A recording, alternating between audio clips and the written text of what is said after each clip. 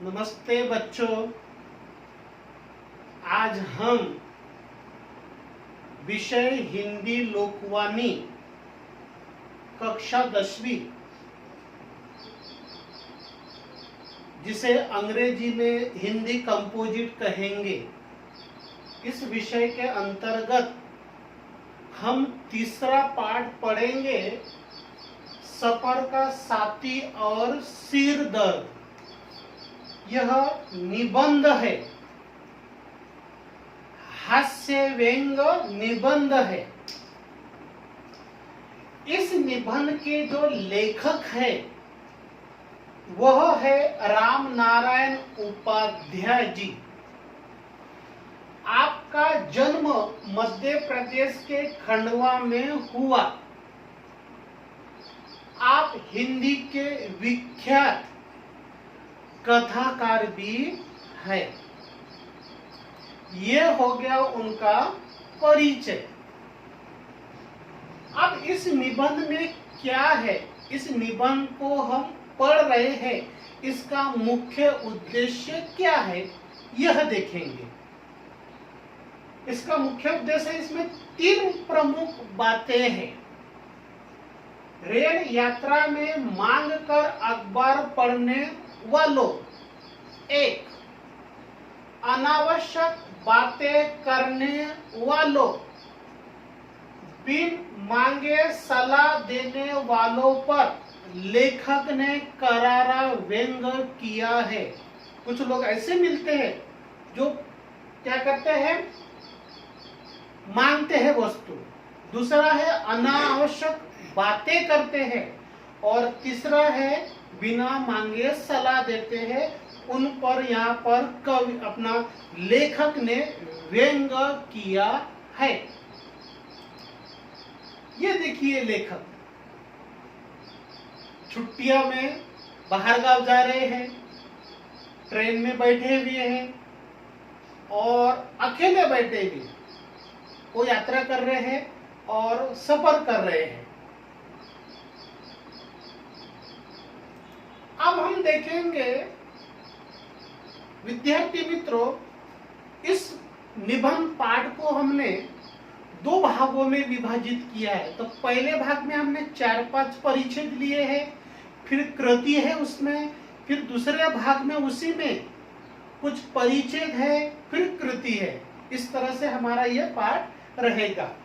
तो लेखक कहते हैं कि मुझे अकेले यात्रा करने में बहुत आनंद आता है, रेल में सफर करना मुझे बहुत बढ़िया लगता है, कल्पना करना में मुझे बहुत आनंद आता है, और जब मैं रेल में बैठता हूँ तो नाना प्रकार के जो वृक्ष है जो पीछे छूटते हैं वो भी दृश्य मुझे भाता है, मुझे अच्छा लगता है।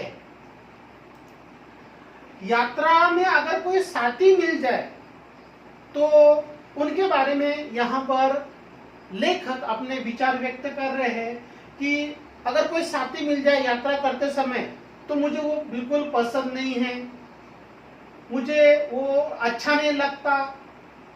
उन यात्री के बारे में लेखक नाक भौं सिकोड़ते हैं, उनको एकांत में अच्छा लगता है। प्रवास करते समय, यात्रा करते समय उनको कुछ लोग मिल जाते हैं, वो लेखक को बिल्कुल पसंद नहीं है। कभी कभी जब रेल की खिड़की से बाहर का दृश्य देखते हैं तो प्राकृतिक दृश्य उनको बहुत अच्छा लगता है। सूर्योदय है, सूर्यास्त है, वृक्षों पर कुछ बच्चे खेल रहे हैं, यह दृश्य उनको अच्छा लगता है और ऐसा लगता है कि ये मुझे एक असीम आनंद प्राप्त होता है। यह दृश्य लेखक को बहुत बढ़िया लगता है और फिर वो सोचते हैं कि ये दृश्य मैं देखता हूँ तो मुझे किस प्रकार का आनंद प्राप्त होता है। अब बच्चों देखेंगे हम ये 3-4 परिच्छेद देखें। इसमें हम कठिन शब्दार्थ देख रहे हैं। कठिन शब्दार्थ है, मेरे साथ आप दोहराइए, मेरे साथ आप बोलिए। शब्दों के कठिन अर्थ, कल्पना, कोई नई बात सोचना, निरंतर, लगातार, साथ निभाना, साथ देना, निगाहें चुराना, नजर की हरकत पर निगरानी रखना। एकटक का मतलब है बिना पलक झपकाए, निहारना, गौर से देखना, मनोरम, मन को लुभाने वाला, उचटना, मन का ना लगना, चौपट यानी तबाह, अनंत, असीम, लाचार, मजबूर, बाध्य का भी मतलब है मजबूर। यह है हमारे परिच्छेद में आए हुए कठिन शब्दार्थ। अब बच्चों हम देखेंगे परिच्छेद में कौन कौन सी कृति है। सबसे पहले कृति है लेखक को किसमें आनंद आता है। ये पहली कृति है। तो किसमें आनंद आता है? अकेले यात्रा करने में लेखक को आनंद आता है। अगली कृति है लेखक को अकेले यात्रा करते समय इनमें मजा आता है। कौन किस किस में मजा आता है? इनमें। प्रथम है चलती रेल में से नीचे नदी में कल्पना में डुबकी लगाने में, पास वाले वृक्षों के निरंतर छूटते जाने में और दूर के भागते वृक्षों का साथ निभाने में लेखक को इनमें आनंद आता है। अगर आप मेरे साथ में कृति में बोलते रहेंगे, दोहराते रहेंगे तो आपका अभ्यास हो जाएगा, आपके समझ में आ जाएगा। अगली कृति है हमारी यात्रा में मिलने वाला कोई साथी और लेखक की इन बातों पर निगाह रखता है। लेखक किन किन बातों पर निगाह रखता है? नजर रखता है। निगाह रखना है नजर रखना। वे किसकी ओर एकटक निहारते हैं। वे किसे देखकर नाक भो सिकोड़ते हैं और कौन उनके एकांत क्षणों का अंतरंग साथी है।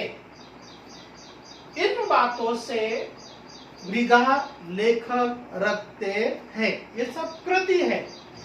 ऐसी कृति परीक्षा में आती है।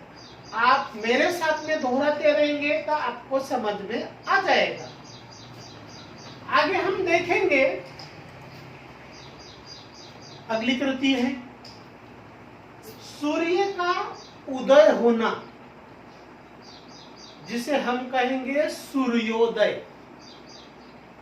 सूर्य का अस्त होना, जिसे हम कहेंगे सूर्यास्त। यह महत्वपूर्ण कृति है। 2 अंक की परीक्षा में आ सकती है। एकदम सरल रहती है। और कृति मालूम है आपको क्या रहती है? वो सब परिच्छेद में से ही आती है।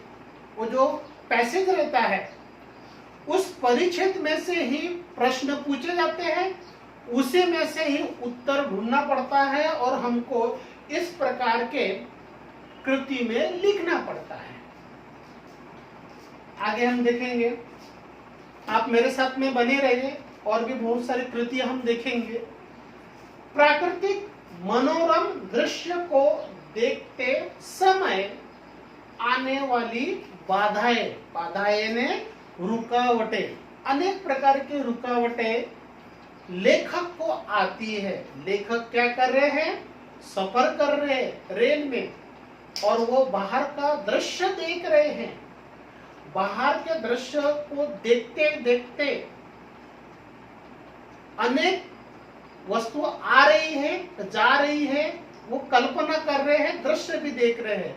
लेकिन कुछ रुकावटें भी आती है। कौन कौन सी रुकावटें आती है? देखिए, डाली पर पांव टिकाए बच्चों को देखना। कुछ बच्चे क्या कर रहे हैं? पेड़ के शाखाओं पर, डाली पर वो बैठे हुए हैं, उनके पैर टिकाए हैं, उनको दिख रहे हैं। रास्ते में पहाड़ी का आना, अचानक कवि लेखक जो बाहर का दृश्य देख रहे हैं, तो नदी देख रहे हैं या कुछ पेड़ देख रहे हैं, तो अचानक पर्वत श्रृंखला दिख जाती है, पर्वत आ जाते हैं, ये उनके लिए बाधाएं हो जाती है। रेल का किसी गुफा में प्रवेश करना, अब वो पर्वत देख रहे हैं, पेड़ देख रहे हैं, अचानक रेल क्या करती है? गुफाओं में जाती है। तो ये सब बातें लेखक को दृश्य, मनोरम दृश्य देखते समय ये बाधाएं आती है, रुकावटें आती है। अगली कृति है, लेखक ने खिड़की के बाहर झांक कर क्या देखा? प्रश्नार्थक चिन्ह है यहाँ पर। क्या क्या देखा उन्होंने खिड़की के बाहर? प्रथम है सूर्योदय और सूर्यास्त। सूर्योदय भी देखा उन्होंने और सूर्यास्त भी देखा। नदी के किनारे का सौंदर्य, नदी के किनारे का जो सौंदर्य है, मनोरम दृश्य है, वो भी देखा। आकाश में उड़ने वाले पक्षियों को देखा। नाना प्रकार के पक्षी नभ में उड़ रहे हैं। ये सब दृश्य क्या कर रहे हैं? रेल में बैठकर लेखक देख रहे हैं। अब विद्यार्थी मित्रों, गद्यांश में जो परिच्छेद आए हैं, उनमें कुछ भिन्न अर्थ वाले भी शब्द हैं। वो इस प्रकार से है, पेड़, वृक्ष, नजारा, दृश्य, पैर, पाव, बालक, बच्चा, आंख, निगाह, पत्थर, कंकड़, सरिता, नदी, शाखा, डाली, रेखा, लकीर, ये गद्यांश में आए हुए कठिन शब्द है, भिन्न अर्थ वाले शब्द हैं। अब देखेंगे शब्द संपदा, व्याकरण का भी कुछ भाग रहता है इसमें। शब्द युग्म, जिसे हम कहेंगे नाक भो, और दूसरा है कभी कभी। अनेक परिच्छेद में दो शब्दों के बीच में जो यह योजक चिन्ह लगता है, वह कहलाता है शब्द युग्म। परीक्षा में आते रहते हैं एक एक अंक के लिए कि परिच्छेद में से आप क्या कीजिए, शब्द युग्म शब्द ढूंढ कर लिखिए। तो आप ये ऐसे लिख सकते हैं, ऐसे अनेक शब्द आते हैं। अब ये हमारा पहला भाग हो गया, क्योंकि निबंध बहुत बड़ा है। इसमें हमने 4-5 परिच्छेद देखा। अब आधे और हम परिच्छेद देखेंगे और उसके बाद में फिर कृति देखेंगे। तो लेखक सफर कर रहे हैं और आगे वो क्या कहते हैं, वैसे मुझे बस की यात्रा करना पसंद नहीं है, मुझे रेल में ही यात्रा करना अच्छा लगता है। अनेक बार तो ऐसे होता है, व्यक्ति से पाला पड़ता है। रेल में सफर करते समय कुछ लोग ऐसे हैं कि ऐसे ऐसे लोगों से पाला पड़ता है, संपर्क होता है कि जो अपने को पसंद नहीं है। तो उनको उदाहरण दिया उन्होंने, किस प्रकार के लोग रहते हैं वो, रूठी हुई पत्नी की तरह लाख मनाने वाले। कुछ ऐसे भी लोग हैं जो सीधे मुंह बात नहीं करते और उनको बार बार मनाए फिर भी वो मानते नहीं। कभी कभी ऐसा भी है, कुछ साथी ऐसे मिल जाते हैं, आप चाहे सुने ना सुने, लेकिन आपको सुनाने के लिए कुछ लोग तैयार रहते हैं। ऐसे भी कुछ लोग क्या है, सफर में लेखक को प्राप्त होते हैं। वो व्यक्ति तब तक सुनाते रहेगा जब तक दो में से एक उतर न जाए। ठीक है, उसके आगे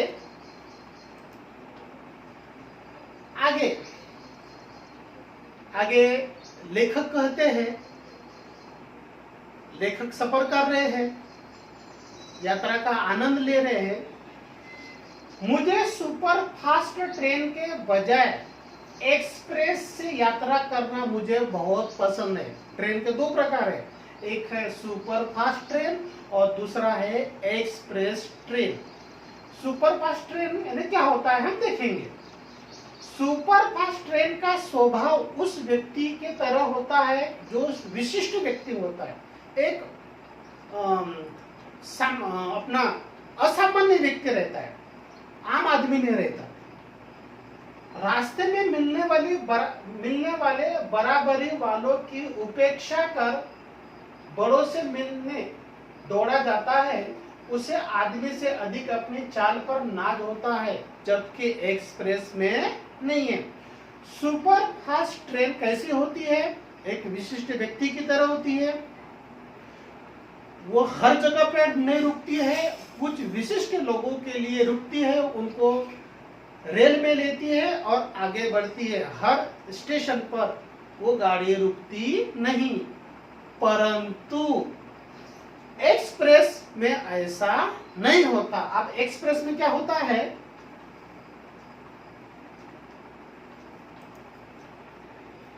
एक्सप्रेस में क्या होता है सुनिए। एक दोस्त की तरह दूर से ही स्टेशन से देखता है और अपनी चाल धीमी करता है। एक्सप्रेस ट्रेन के बारे में हम देख रहे हैं। और अपने सगे संबंधी समझकर वहां पर से उन लोगों को लेते हैं और फिर दूसरे से विदा लेते हैं कि हम टाटा बाय बाय करते हैं, और फिर उनको लेकर वो आगे की ओर अपने मार्ग की ओर चलते हैं। अपने को तो भाई साहब रेल की खिड़की से दुनिया देखने में बड़ा आनंद आता है। यहाँ पर लेखक ने दो ट्रेन के बारे में तुलना की, ये पता है। अब लेखक क्या कहते हैं? अपने को तो रेल की खिड़की से दुनिया देखने में एक बड़ा आनंद आता है। ऐसा प्रतीत होता है शीशे में से डिब्बे वाला बाइस्कोप देख रहे हैं। बाइस्कोप यानी कुछ साल पहले छोटा सा एक डिब्बा रहता है और वो डिब्बे में से हम दूरबीन के माध्यम से देखते हैं तो वहां पर चलचित्र रहते हैं। तो जब उस समय देखते थे तो ऐसा लगता है कि जो खिड़की पर से कि वो बाइस्कोप के समान यहाँ पर नजर आता है, लेकिन कोई देखने देता क्योंकि वहां पर गर्दी रहती है, भीड़ रहती है। बाइस्कोप के समान लगता है लेकिन वो हम देख नहीं सकते। जैसे ही आपने पाँव रखा अपने सीट पर बैठे कि सामने की सीट पर बैठने वाला यात्री आपके झोले में झांकते हुए देखेगा कि आपके झोले में क्या है। क्या समाचार पत्र है? क्या मैं उसको ले सकता हूँ? और लेखक हाँ या ना किए बोलने से पहले ही जो सफर करने वाले जो साथी है उनका समाचार पत्र पढ़ने के लिए ले लेते हैं। लेखक उनकी अनुमति भी नहीं लेते। भले ही आपने उसे अभी अभी खरीदा हो, लेखक का कहना है कि मैंने अभी अभी वो समाचार पत्र खरीदा है, मैंने उसको ठीक से पढ़ा भी नहीं है, लेकिन जो सफर के जो साथी है वो क्या करते हैं, अपना समझकर वो समाचार पत्र क्या करते हैं, ले लेते हैं। पढ़ना तो दूर, पलटकर भी न देखा, लेकिन उसके उत्तर की प्रतीक्षा किए बिना ये अखबार सामने वालों के हाथों में आ जाता। मैंने आपको यहाँ पर बताया। आपकी स्थिति मांगने वालों की हो जाएंगी क्योंकि आपका पेपर है, लेकिन आप उनको मांगेंगे, ऐसी परिस्थिति हो जाएगी। राहत देखेंगे कि समाचार पत्र अब लौटेगा, अभी लौटेगा, थोड़ी देर में वापस करेगा, लेकिन वो इतने जल्दी वापस नहीं करते। वे सज्जन एक जमाई, एक उबासी लेकर बेतरतीबी से मोड़ती हुई किसी दूसरे मांगने वालों की इस तरह से बढ़ा देंगे मानो समाचार पत्र लेखक का नहीं है। किनका है? वो सफर में करने वाले साथी का है। अपनी संपत्ति समझकर वो क्या करते हैं? समाचार पत्र लेखक को वापस न करते हुए बगल में बैठने वाले जो यात्री हैं उनको देते हैं। देखते ही देखते समाचार पत्र के पन्ने एक दूसरे से जुदा होकर पूरे डिब्बे में फैल जाते हैं। जिस परिस्थिति में लेखक समाचार पत्र देते हैं वही स्थिति में उनको तो मिलते ही नहीं, लेकिन वो समाचार पत्र अनेक लोगों के हाथ में जाते हैं और पढ़ते रहते हैं, और इस तरह से लेखक के समाचार पत्र का आनंद सफर के साथी लूटते हैं। आगे लेखक कहते हैं, मजे की बात यह है कि एक समाचार पत्र के कितने उपयोग हो सकते हैं। अब उपयोग बता रहे समाचार पत्र। एक समाचार पत्र लेखक ने लिया, सफर के जो साथी है वो क्या कर रहे हैं? उनको पढ़ने के लिए ले रहे हैं। अब उनको उपयोग देखें।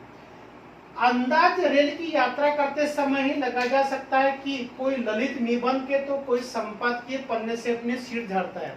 उसमें नाना प्रकार के लेख रहते हैं। कोई ललित निबंध रहता है, कोई घटना रहती है, कुछ संपादकीय लेख रहता है।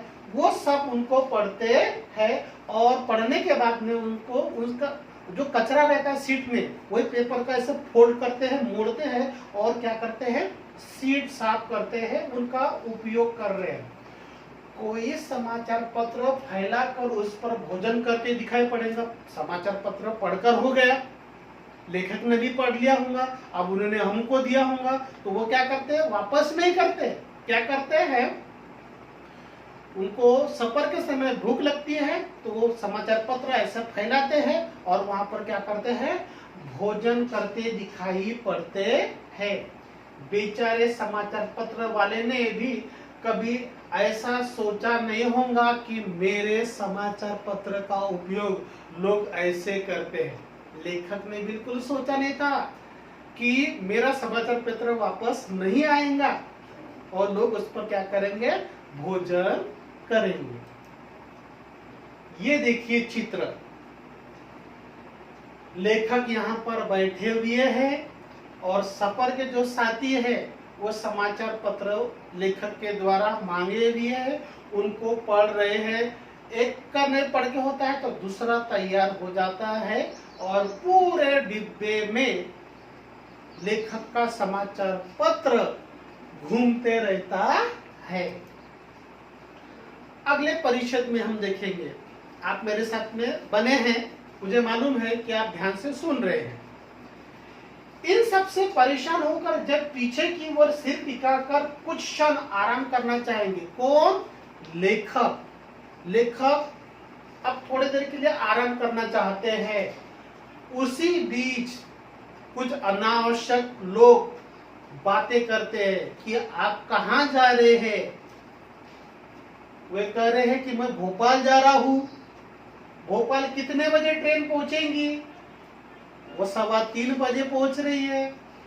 वहां पर लेखक बता रहे कि 3:15 बजे पहुंच रही है। कुछ लोग बोलेंगे तो पहले तो 4 बजे। अनावश्यक बातों पर यहाँ पर चर्चा हो रही है, जितनी जरूरी नहीं है, इतनी जरूरी नहीं है।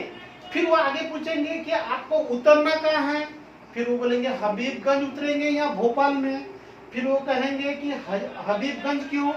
आप तुलसी नगर उतर जाइए, वहां से आपको नजदीक गिरेगा। लेखक चिढ़ जाते हैं। अब उनके समझ में नहीं आता कि देखो किस तरह से लोग यहाँ पर मिलते हैं, नाना प्रकार के प्रश्न पूछते हैं, तो वो चिढ़ जाते हैं। फिर वो आप से ज्यादा पैसे लोग ले सकते हैं ऑटो वाले। आप क्या करो, आप वहां से 4 कदम भोपाल एक भोपाल जा रहे हैं तो वहां पर टीटी नगर और फिर 50 पैसे में तुलसी नगर ये उतर जाइए, वहां से आप जिस जगह पर जाना चाहते हैं वहां पर आप जा सकते हैं। और आपको सहयात्री के प्रश्नों का जवाब देना ही होगा। यहाँ पर लेखक कहते हैं कि कैसे कैसे प्रश्न लोग यात्रा करने के समय पूछते हैं। आगे फिर लेखक कहते हैं भोपाल में आप क्यों जा रहे हैं, कौन से काम है? तो मैं मीटिंग के लिए जा रहा हूँ। अगले लोग बोलेंगे कि मैं वल्लभ भवन के अकाउंट सेशन में काम करता हूँ, कुछ लोग बोलेंगे कि मैं सरकारी क्वार्टर में काम करता हूँ। अलग अलग न पूछते हुए भी वो क्या करते हैं, लोग अपना जवाब दे रहे हैं। उसके आगे क्या होता है, लेखक परेशान हो जाते हैं, एक सिर दर्द की गोली लेते हैं और थोड़ा सा आराम करते हैं। और जैसे ही सिर दर्द की गोली लेखक लेते हैं तो लोग पूछते हैं आपका सिर दर्द कर रहा है, कितने दिनों से कर रहा है, आपको रिएक्शन हो सकता है, आपकी तबीयत खराब हो सकती है। अंत में लेखक विवश होकर वो साथी से कहता है कि यह मुझे जो सिर दर्द हो रहा है ये सिर के वजह से नहीं हो रहा है, आप लोगों की बकबक से हो रहा है। ये सफर अगर मैं नहीं किया रहता तो मुझे तकलीफ नहीं हुई रहती। आप अनावश्यक बातें करते हैं, इसके वजह से मुझे सिर दर्द हो रहा है। अंत में लेखक उनसे कहते हैं। इन परिच्छेद में कठिन शब्दार्थ देखेंगे। कतई बिल्कुल छेड़ने वाली बात, उपेक्षा, उदासीनता, चाल, गति, विदा, विदाए, प्रतीक्षा, इंतजार, स्थिति, हालत, जुदा, अलग होना। अब प्रति देखेंगे। बस में बगल की सीट पर बैठने वाले दो तरह की यात्री होते हैं। बस में रूठी हुई पत्नी की तरह सीधे मुंह बात न करने वाले, आप उसकी बात सुने या न सुने अपनी सुनाने वाले दो तरह के लोग मिलते हैं। नाराज होना इस मुहावरा का अर्थ इस गद्य में आया हुआ है। उसका मतलब है मुंह लटकाना। लेखक को सुपर फास्ट ट्रेन के बजाय किससे यात्रा करना पसंद आता है? एक्सप्रेस से। प्रमुख कृतियां देख रहे हैं। सुपर फास्ट ट्रेन की विशेषता है। अब देखिए यह संजाल का प्रश्न है, 2 अंक का आता है। यह प्रश्न रहता है, प्रश्न के चारों बाजू में इस प्रकार के डब्बे रहते हैं, वो संजाल होता है। ट्रेन की विशेषता क्या है? रास्ते में मिलने वाले बराबरी वालों की उपेक्षा करती है सुपरफास्ट ट्रेन। बड़े स्टेशनों से मिलने वालों के लिए दौड़ती है। विशिष्ट लोगों के लिए अपनी चाल पर नाज है, उसको गर्व है और विशिष्ट व्यक्ति की तरह उनका स्वभाव होता है। किनका? सुपरफास्ट ट्रेन का।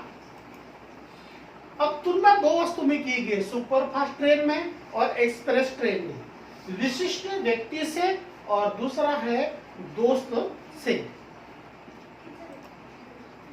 लेखक को किस में आनंद मिलता है? रेल की खिड़की से एक अनोखी दुनिया देखने में लेखक को बड़ा आनंद प्राप्त होता है, मिलता है। ये सब कृतियां है। रेल की खिड़की से देखते समय अनुभव क्या होता है उनको? शीशे में से डिब्बे वाला बाइस्कोप देख रहा है, ऐसा उनको अनुभव होता है। सफर का साथी और सिर दर्द कौन से प्रकार की विधाएं है? साहित्य में अनेक प्रकार की विधाएं, कहानी, कविता, उपन्यास, नाटक, एकांकी, संस्मरण, उनमें से एक विधा है हास्य व्यंग विधा है। सफर में समाचार पत्र की स्थिति क्या है? यह भी एक संजाल है। उसने उसे बेहतर टीवी से मोड़ा और दूसरे मांगने वालों की ओर बढ़ा दिया।